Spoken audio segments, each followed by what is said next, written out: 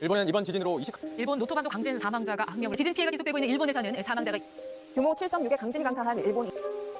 2024년 1월 1일 일본의 서쪽 이시카와현 노토반도에서 발생한 규모 7.6의 강진으로 건물들은 뿌리채 뽑혀나가며 도로는 종이장처럼 찢어지고 곳곳에서 일어난 화재로 인해 폐허가 되었어요. 수백 차례 이어진 여진으로 일본 사람들은 두려움에 떨고 있고 우리나라도 놀란 가슴을 쓸어내려야만 했죠. 이번엔 2024년 노토반도 지진에 대해 이야기를 해보려고 해요. 영상 보기 전 구독과 좋아요 눌러주세요.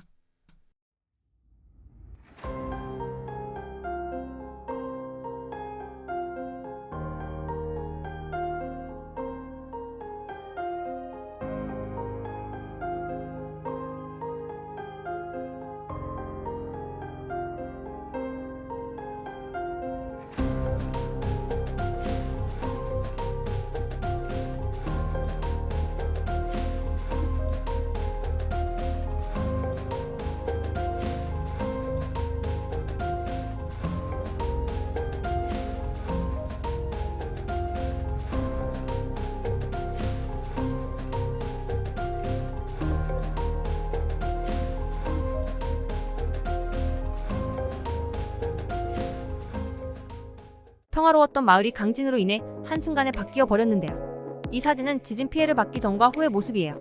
오래된 주택이 밀집된 동네는 하룻밤 만에 잿더미가 되었죠. 이번에 발생한 강진에 의해 사망자 수가 220명을 넘겼으며 84명이 행방불명인 상태의 피난자가 26,000여 명이나 된다고 해요. 지진 발생 지역인 이시카와현은 파손된 주택과 공장, 도로 등 총 피해액이 8,163억엔 약 7조 5천억 원이나 나왔고 특히 1300년 역사의 전통시장과 문화재들까지 많은 피해를 입었어요.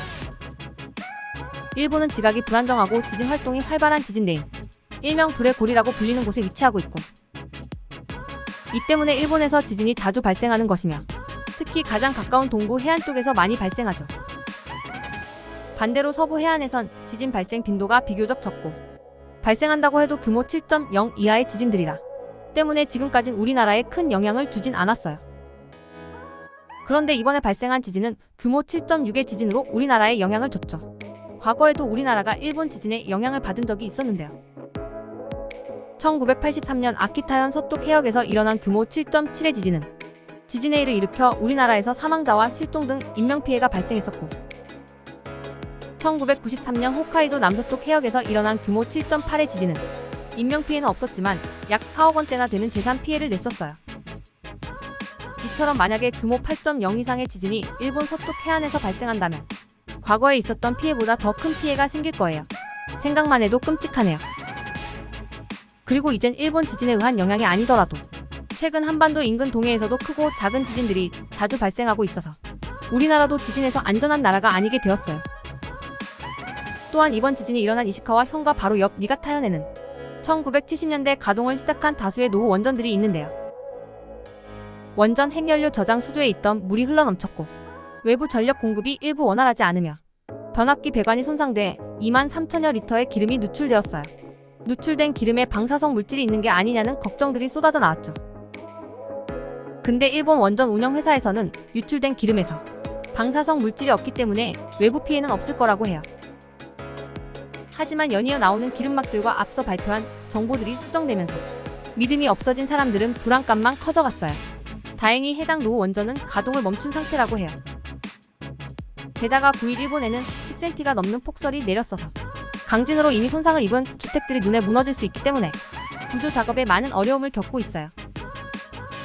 또한 일본 지진 등의 재해가 발생한 뒤 피난 과정에서 사망하는 재해 관련사도 늘어나고 있고 추위와 위생 등 문제가 많은 열악한 환경에다가 대피 기간이 길어지면서 대피소에 있던 사람들 중 코로나19와 발열, 저체온증 환자들이 생겨나고 있어요. 이 때문에 대피소마저 사망자가 나왔죠. 일부 피난자들은 지낼 수 있는 대피소가 없어 비닐하우스에서 머무는 등 어려움을 겪고 있다고 해요.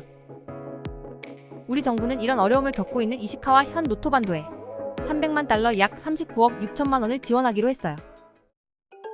오늘은 일본 노토반도 지진에 대해 얘기해보았는데요. 여러분들의 생각은 어떠셨나요?